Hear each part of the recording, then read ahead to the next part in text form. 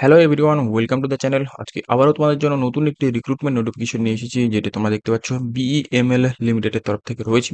এটি অবশ্যই একটি গভর্নমেন্ট আন্ডারটেকিং একটি কোম্পানি, মানে বুঝতেই পারছো পিএসইউ একটি জব রয়েছে।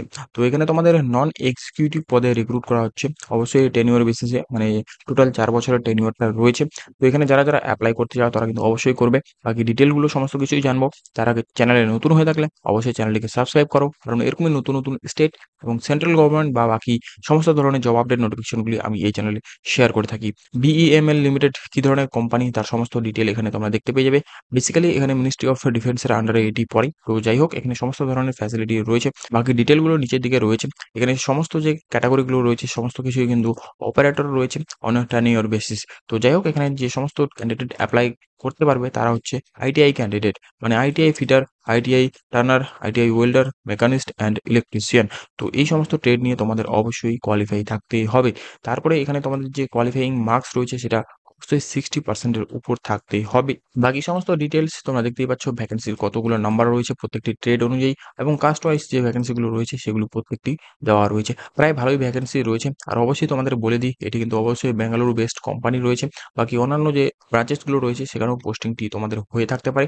তো যাই হোক, এখানে তোমাদের আপার এজ লিমিটটি যেটা রয়েছে সেটা তোমরা দেখতে পাচ্ছ, জেনারেল এবং ইডব্লিউএস এর ক্ষেত্রে 29 বছর এবং এসসি/এসটির ক্ষেত্রে 34 বছর, ওবিসির ক্ষেত্রে 32 বছর পর্যন্ত আপার এজ লিমিটটা রয়েছে।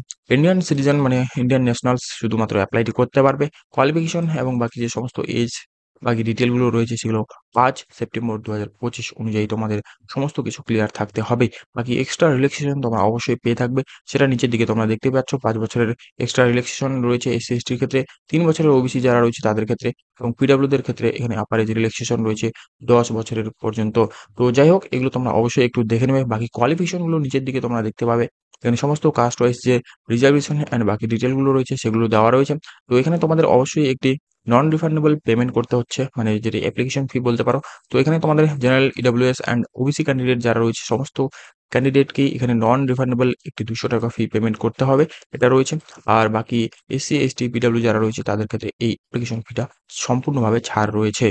বাকি নিচের দিকে তোমরা দেখতে পাচ্ছ সিলেকশন প্রসেসটা দেওয়া রয়েছে। তো সিলেকশন প্রসিডিওরে তোমাদের ডেট, টাইম অ্যান্ড ভেন্যু দিয়ে দেওয়া হবে, মানে রিটেন এক্সামের কিছুদিন আগে যারা যারা শর্টলিস্ট হবে তারপরেই। তো শর্টলিস্টেড ক্যান্ডিডেট যারা হবে তাদের ইমেলে যে অ্যাডমিট কার্ডটা রয়েছে তার সমস্ত লিঙ্ক প্রোভাইড করা হবে। তো এগুলো তোমাদের বেসিক রয়েছে, এবং তোমাদের যে এক্সামিনেশন হবে সেটা তোমরা দেখতে পাবে কম্পিউটার বেসড রিটেন টেস্ট। তো এখানে তোমাদের 2 ঘন্টা ডিউরেশন রয়েছে। 3টি পার্ট রয়েছে, মাল্টিপল চয়েস কোয়েশ্চেন রয়েছে। পার্ট 1 এ তোমাদের এই যে 20 মার্ক রয়েছে জেনারেল অ্যাওয়ারনেস নিয়ে। পার্ট 2 তে তোমাদের 20টি মার্কস রয়েছে ইংলিশ অ্যান্ড রিজনিং নিয়ে। পার্ট 3 তে তোমাদের যে সমস্ত ট্রেড বা সাবজেক্ট রয়েছে সেই অনুযায়ী 60 কোয়েশ্চেন থাকবে প্রত্যেকটি ডিসিপ্লিন ওয়াইজ, মানে তোমাদের যার যেমনটা ডিসিপ্লিন রয়েছে সেই ডিসিপ্লিনের উপর 60টি কোশ্চেন হয়ে থাকবে। প্রত্যেকটি কোশ্চেন 1 মার্ক করে ক্যারি করবে। আর অবশ্যই এখানে কোনো রকমের নেগেটিভ মার্কিংটি নেই। তো এরপরেই তোমাদের বাকি শর্ট লিস্টিং হয়ে থাকবে। তো এইভাবে তোমাদের শর্ট লিস্টিং প্রক্রিয়া রয়েছে। শুধুমাত্র একটি এক্সাম রয়েছে। তো যাই হোক, এখানে তোমাদের সমস্ত ডেট অ্যান্ড টাইম সমস্ত কিছুই পরবর্তীতে জানিয়ে দেওয়া হবে ইমেইলের মাধ্যমে। অবশ্যই একটি ভ্যালিড ইমেইল আইডি তোমরা প্রোভাইড করবে। এখানে তোমরা দেখতেই পাচ্ছ সমস্ত যে ক্যান্ডিডেট হবে তাদের টেনিউর বেসিস রয়েছে। ম্যাক্সিমাম পিরিয়ড যেটা রয়েছে সেটা 4 বছর পর্যন্ত রয়েছে। এটা অবশ্যই কিন্তু পার্মানেন্ট রেগুলার এমপ্লয়মেন্ট না। তো এখানে তোমরা অবশ্যই 4 বছরের একটি এক্সপেরিয়েন্স গেইন করতে পারো। বাকি তোমাদের যে স্যালারি স্ট্রাকচার রয়েছে, বাকি পেমেন্টগুলো রয়েছে সেগুলো তোমরা দেখতে পাচ্ছ। বেসিক পে তোমাদের 16,900 রয়েছে। ডিয়ারনেস তোমাদের এখানে যার যেমনটা রয়েছে, যেমনটা হয়ে থাকে। আর এইচআরে তোমাদের অবশ্যই দেওয়া হবে। পার্কস রয়েছে 30% of basic pay, and monthly যে তোমাদের মেডিকেল এক্সপেন্সেস রয়েছে সেটা 1500 পর্যন্ত রয়েছে।